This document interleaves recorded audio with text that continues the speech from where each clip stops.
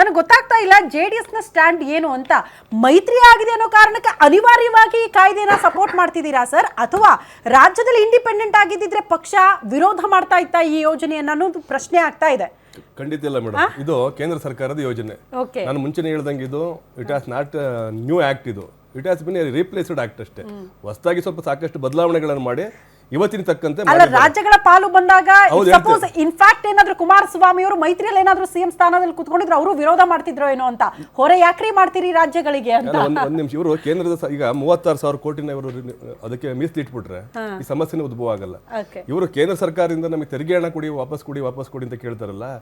ಇದು ಒಂದು ಒಕ್ಕೂಟ ವ್ಯವಸ್ಥೆಯಲ್ಲಿ ರಾಜ್ಯ ಮತ್ತು ರಾಷ್ಟ್ರ ಒಂದು ಅಭಿವೃದ್ಧಿ ಅಂತ ವಿಚಾರ ಅಂತ ಬಂದ ಸಂದರ್ಭದಲ್ಲಿ ರಾಜ್ಯದ ಜವಾಬ್ದಾರಿ ಇದೆ.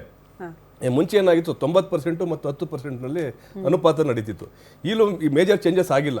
ಉದಾಹರಣೆಗೆ ಕೇಂದ್ರಾಡಳಿತ ಪ್ರದೇಶಗಳು ಮತ್ತೆ ಈಶಾನ್ಯ ರಾಜ್ಯಗಳಲ್ಲಿ 9, 90, 10 ಇದೆ. ಆಮೇಲೆ ಅಲ್ಲಿ 60 ದಿನ ಅಂತ ಇಲ್ಲಿ ನಮ್ಮ ರಾಜ್ಯಗಳಿಗೆ ಹೇಳಿದ ಹೊರತು ಅಲ್ಲಿ ರಾಜ್ಯಗಳಿಗೆ ನಿರಂತರ 365 ದಿನಗಳಿದ್ದಾವೆ. ಅಲ್ಲಿ ಪರಿಸ್ಥಿತಿ ತಕ್ಕಂಗೆ ಮಾಡಿದ್ದಾರೆ.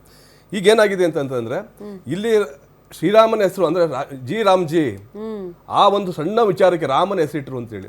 ಈಗ ಮಹಾತ್ಮ ಗಾಂಧಿ ಅವರ ಕನಸೇನಾಗಿತ್ತು, ಇಡೀ ಹಳ್ಳಿಗಳು ರಾಮರಾಜ್ಯಗಳು ಆಗ್ಬೇಕು ಅಂತೇಳಿ. ಮತ್ತೆ ಅಧಿಕಾರ ವಿಕೇಂದ್ರೀಕರಣದಲ್ಲಿ ಮೇಡಮ್ ದೆಹಲಿಯವರಿಂದ ಏನು ಕೇಂದ್ರ ಸರ್ಕಾರ ಮಾಡೋಂಥ ಯೋಜನೆಗಳು, ರಾಜ್ಯ ಸರ್ಕಾರ ಮಾಡೋಂಥ ಯೋಜನೆಗಳು ಜನಸಾಮಾನ್ಯನ ತಲುಪಬೇಕು.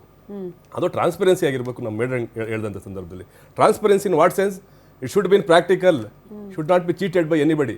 ಈಗ ಏನಾಗಿದೆ, ಈಗ ಯಾವುದೇ ಒಂದು ಯೋಜನೆ ಮಾಡೋಂಥ ಸಂದರ್ಭದಲ್ಲಿ ನಾವು ಒಂದು ಗ್ರಾಮ ಸಭೆ ಅಂತ ಮಾಡ್ತೀವಿ, ವಾರ್ಡ್ ಸಭೆ ಅಂತ ಮಾಡ್ತೀವಿ, ಅಲ್ಲಿ ಅಪ್ರೂವಲ್ ಆಯಿತು ಜನ ಕೊಟ್ಟಂತ ಇದನ್ನ ನನ್ನ ಊರಿಗೆ ಏನೇನು ಕೆಲಸಗಳಾಗಬೇಕು ಅಂತೇಳಿ ಅದನ್ನು ನಾವು ಪಂಚಾಯತಿಲಿ ಇಟ್ಟು ಸಾಮಾನ್ಯ ಸಭೆಯಲ್ಲಿ ಅದನ್ನು ಅಪ್ರೂವಲ್ ಮಾಡ್ಕೊಂಡು ಕಳಿಸ್ಕೊಡ್ತೀವಿ. ಅಲ್ಲ 10 ರಿಂದ 11 ವರ್ಷ ಕೇಂದ್ರದಿಂದ ಅಪಾಯಿಂಟ್ ಆಗಿರುವಂತಹ ಅಧಿಕಾರಿಗಳನ್ನ ಮಾನಿಟರ್ ಮಾಡ್ತಾ ಇದ್ರು, ಯಾಕೆ ಇಷ್ಟು ದಿನಗಳ ಕಾಲ ಬೇಕಾಗಿತ್ತು ಅದನ್ನ ಮಾನಿಟರ್ ಮಾಡಿ ಮಾಡಕ್ಕೆ ಅನ್ನೋದನ್ನ. ಈಗ ನಾನು ಒಂದು ಪ್ರಶ್ನೆ, ಈಗ 2013 ರಿಂದ 2018 ಇವ್ರದೇ ಸರ್ಕಾರ ಇತ್ತಲ್ಲ, ಹಾಗೆ ಯಾಕೆ ಪತ್ತೆ ಹಚ್ಚಲಿಲ್ಲ? ಇವತ್ತು ನಮ್ಮ ಪ್ರಿಯಾಂಕಾ ಗಾಂಧಿ ಇಲ್ಲಿ ಭ್ರಷ್ಟಾಚಾರವನ್ನ ಈ ಇಲಾಖೆ ಕಂಡಿಡ್ದು ಬಿಟ್ಟವ್ರು ಅಂತ ಹೇಳ್ತಾರಲ್ಲ, ಅದಕ್ಕೂ ಸಂಬಂಧನೇ ಇಲ್ಲ. ನೆನ್ನೆ ಒಂದು 24ನೇ ತಾರೀಕು ಒಂದು ಸಭೆ ಆಗಿದೆ ಎಲ್ಲ ರಾಜ್ಯದ ಎಲ್ಲ ಪಂಚಾಯತಿಗಳಲ್ಲಿ ಮೇಡಮ್.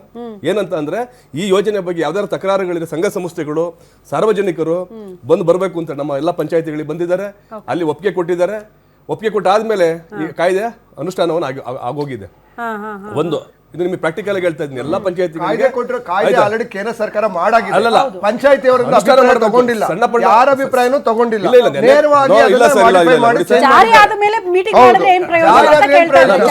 ಅನುಷ್ಠಾನ ಆಗಿದೆ, ಎಲ್ಲ ಆಗಿದೆ. ಈಗ ಕಾಂಗ್ರೆಸ್ನವರು ದ್ವೇಷ ಭಾಷಣ ಕಾಯ್ದೆ ಮಾಡಿದ್ದಾರೆ. ಯಾರು ಅಭಿಪ್ರಾಯ ಕೇಳಿದ್ರು? ಇವರೆಲ್ಲ ರಾಜ್ಯ ಸರ್ಕಾರ ಮಾಡಿದಂತ ಕಾಯ್ದೆಗಳಿಗೆ ತಗೊಂಡಿದ್ದಾರೆ, ಎಲ್ಲ ಜನಾಭಿಪ್ರಾಯ ತಗೊಂಡಿದ್ದಾರೆ. ಅದಕ್ಕೋಸ್ಕರ ಶಾಸಕಾಂಗ ಇರೋದು, ಕಾನೂನು ಮಾಡೋಂಥವ್ರು ಯಾರು? ಅವರ ರೆಪ್ರೆಸೆಂಟೇಟಿವ್ಸ್. ಇಲ್ಲಿ ಏನಾಗಿದೆ ಮೇಡಮ್, ಇಲ್ಲಿ ರಾಜ್ಯದಲ್ಲಿ ಈಗ ಕಾಂಗ್ರೆಸ್ ರಾಜ್ಯಗಳಿಗೆ ಹೊರೆ ಆಗುತ್ತೆ. ರಾಜ್ಯಗಳಿಗೆ ಹೊರೆ ಆಗೋ ಸಂದರ್ಭದಲ್ಲಿ ರಾಜ್ಯಗಳ ಪಾಲನ್ನ ರಾಜ್ಯಗಳು ಪರ್ಮಿಷನ್ ಎಲ್ಲಿ ಕೊಟ್ಟಿದ್ದು ನಿಮಗೆ? ಸಂದರ್ಭದಲ್ಲಿ ಈಗ ರಾಜ್ಯಗಳ ಅಭಿಪ್ರಾಯ ಯಾವ ಕೇಂದ್ರ ಸರ್ಕಾರ ಮಾಡಿದ ಸಭೆಗೆ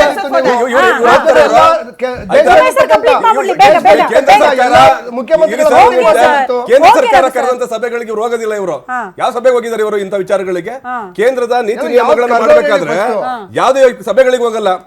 ಇವತ್ತು ಒಂದು ಜಿ ರಾಮ್ಜಿ ಕಾಯ್ದೆ ತಂದಿದ್ದಾರೆ ಅಂತ ಹೇಳ್ಬಿಟ್ಟು ಇವತ್ತು ಸದನದಲ್ಲಿ ಇಡಂತ ವಿಚಾರ ಚರ್ಚೆ ಮಾಡಕ್ ಹೊರಟ್ರಿ. ಇದನ್ನ ಅದನ್ನ ದೊಡ್ಡ ಇಶ್ಯೂ ರಾಜ್ಯಪಾಲರ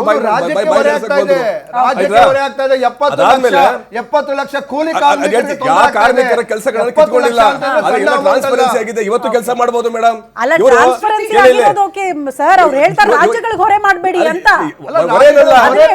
ಕೇಂದ್ರ ಸರ್ಕಾರದಿಂದ ತೆರಿಗೆಯನ್ನು ಮರೆತು ಕೇಳಕ್ಕಾಗುತ್ತೆ? ಮಾಡ್ಬೇಕು. ಒಂದ್ ನಿಮಿಷ ರೀ. ಇವತ್ತು ಏನಾಗಿದೆ ರಾಜ್ಯದಲ್ಲಿ? ಈ ಮೂಡ ಹಗರಣ ಆಯ್ತು, ವಾಲ್ಮೀಕಿ ಹಗರಣ ಆಯ್ತು, ಬೋವಿ ಹಗರಣ ಆಯ್ತು, ಎಸ್ಟಿ ಹೇಳ್ತೀನಿ.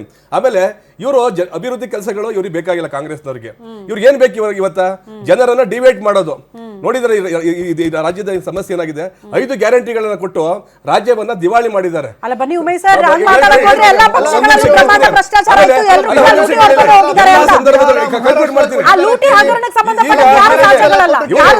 ಅವರು ಬಿಜೆಪಿ 40% ಮಾಡಿದ್ರು, ನಾವು 60% ಮಾಡ್ತೀವಿ. ಈ ತರದ ಒಂದು ವಿತಂಡವಾದವಾದ ಮಾಡ್ತಾ ಇದ್ರು. ಒಂದು ಈಗೇನಾಗಿದೆ, ಇವರು ಅಭಿವೃದ್ಧಿ ಕೆಲಸವನ್ನ ಮಾಡದಲ್ಲೇ ಒಂದೊಂದು ಸಂದರ್ಭ ಒಂದೊಂದು ತಿಂಗಳಿಗೆ ಒಂದೊಂದು ಇಶ್ಯೂ ತರ್ತಾರೆ. ಅವಾಗ ಧರ್ಮಸ್ಥಳದ ಹಗರಣ ಆಯ್ತು, ಏನೋ ಅದೊಂದು ಇಶ್ಯೂ ತಗೊಂಡ್ಬಂದ್ರು, ಬುರ್ಡೆ ಗ್ಯಾಂಗ್ ವಿಚಾರವಾಗಿ.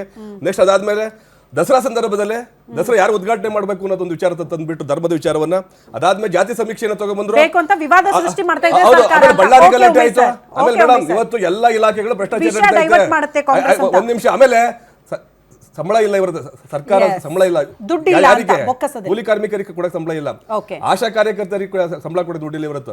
ಇವತ್ತು ಈ ಸರ್ಕಾರ ದಿವಾಳಿ ಆಗಿರೋ ಸ್ಪಷ್ಟವಾಗಿದೆ. ಹಾಗಾಗಿ ಇದನ್ನ ಒಂದು ಜನರ ಹತ್ರ ಹೋಗ್ಲಿಕ್ಕೆ ಇವರು ಮತ್ತೇನ್ ಮಾಡಿದ್ದಾರೆ, ಜಿ ರಾಮ್ಜಿ ಅಂತ ಒಂದು ತಗೊಂಡೋಗಿದ್ದಾರೆ. Okay okay fine. Ashwini ma'am, 2024ರಲ್ಲಿ ಕೇಂದ್ರ ಸಚಿವರೇ ಮೊನ್ನೆ ಹೇಳಿದ್ದಾರೆ, 2024ರಲ್ಲಿ ಎಲ್ಲಾ ರಾಜ್ಯಗಳ ರೆಪ್ರೆಸೆಂಟೇಟಿವ್ಸ್ನ ಕರೆದು ಈ ತರ ಒಂದು ನಾವು ಅಮೆಂಡ್ಮೆಂಟ್ಸ್ ತರ್ತಾ ಇದೀವಿ, ಈ ತರ ಒಂದು ಡೆವಲಪ್ಮೆಂಟ್ ತರ್ತಾ ಇದೀವಿ ಅಂತ ಹೇಳಿ ಕರ್ನಾಟಕ ರಾಜ್ಯದವರು ಕೂಡ ಒಪ್ಕೊಂಡು ಹೋಗಿರೋದು.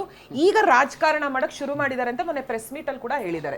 ಆಯ್ತಾ? So it was already but ಯಾರು ಹೋಗೇ ಇಲ್ಲ ಅಂತ ಅಲ್ಲ, ಕಾಂಗ್ರೆಸ್ ಅಲ್ಲ, ಅವ್ರು ಹೇಳ್ತಾ ಇದ್ದಾರೆ. ಅಲ್ಲ, ನೀವು ಕಾಂಗ್ರೆಸ್ನ ಮಿಕ್ಕಿದ್ದೆಲ್ಲ ಸುಳ್ಳು, ಅದೇ WhatsApp ಅಲ್ಲಿ ಕೇಂದ್ರ- ತೋರ್ಸೋರು. ಅಲ್ಲ, ಆ ಫೋಟೋ ತೋರ್ಸಿ, ರಘು ಅದನ್ನ- ಭಂಡಾರಿ ಅವರು. ಆ ಫೋಟೋ ತೋರಿಸಿ, ಒಬ್ಬ ಸರ್ಕಾರಿ ಮಂತ್ರಿ, ಕೇಂದ್ರ ಸಚಿವರು ಸುಳ್ಳು ಹೇಳ್ತಾರಾ? ನೀವು ತೆರಿಗೆ ತಾರತಮ್ಯ ವಿಚಾರಕ್ಕೆ ಸಂಬಂಧಪಟ್ಟಂತೆ ಮೀಟಿಂಗ್ ಆಗುತ್ತೆ, ನಿಮ್ಮವರು ಹೋಗಿರ್ತಾರೆ, ಬಟ್ ಹೋಗಿದ್ದಾರೆ. ಹೋಗಿದ್ದಾರೆ. ಒಪ್ಕೊಂಡಿದ್ದಾರೆ. ಬೈತಾರೆ. ಪ್ರೆಸ್ ಮೀಟ್ ಒಬ್ಬ ಮಾಡ್ಬೇಕಲ್ಲ, ಕೇಂದ್ರ ಫೋಟೋ ಸಚಿವರು. ತೋರಿಸ್ಬೇಕಲ್ಲ, ಒಂದು ನೋಟಿಸ್ ಅನ್ನ ಕೊಡ್ಬೇಕು ತಾನೆ ಅವ್ರಿಗೆ. ಫೋನ್ ಮಾಡಿ ಆ ನೋಟಿಸ್ ಒಬ್ಬ ಕಾಪಿ ಕೊಡಿ, ಕೇಂದ್ರ ಸಚಿವರು ಆ notice press copy, meet notice ಅಲ್ಲಿ ಫೋಟೋ ಮೀಡಿಯಾ ಮುಂದೆ ತೋರಿಸ್ಬೇಕಲ್ವಾ? ಸುಳ್ಳು ಹೇಳಿಕ್ ಬರಲ್ಲ, ಅದು ಅವರು ಇರೋದನ್ನ ಅವ್ರು ಹೇಳಿದ್ದಾರೆ. ನಿಮ್ಮ 2024ರಲ್ಲಿ ನೋಟಿಸು ಇಲ್ಲ, ಕೇಂದ್ರ ಸರ್ಕಾರ ಮೀಟಿಂಗ್ಗೆ ಕರೆದೇ ಇಲ್ಲ. ಪ್ರೂಫ್ ಕೇಂದ್ರ ಸಚಿವರು ಬಂದು ಸರ್, ಮೀಡಿಯಾ ಯಾವುದೇ ಮುಂದೆ meeting ಸುಳ್ಳು ಕರೀಲಿಲ್ಲ, ಪ್ರೆಸ್ ಹೆಂಗೆ meeting ಕಾನ್ಫರೆನ್ಸ್ ಮಾಡ್ಕೊಳಕ್ಕಾಗಲ್ಲ ಮಾಡ್ತಾರಾ? ಸರ್? ಇದು ಏನ್ ಸರ್ ಕಾಂಗ್ರೆಸ್ ಇದು? ವಾರ್ ರೂಮ್ ಆಗಲ್ಲ ಸರ್, ಹೇಳ್ತಾ ಇದು ಇವ್ರು ಒಕ್ಕೂಟ ಮಾತಾಡಿ. ವ್ಯವಸ್ಥೆಯಲ್ಲಿ ನೀವೇನ್ ಮಾತಾಡ್ತಾ ಇದ್ದೀರಿ? ಇದು ಒಂದು- ಯಾರು ಬಂದಿದ್ರು? details ಕೊಡ್ತಾರೆ. Chief Secretary ಕೊಡ್ತಾರೆ. ನೀವೇನು ಆಗಿಲ್ಲ ಅಂದ್ರೆ ಸರ್, ಒಂದ್ second.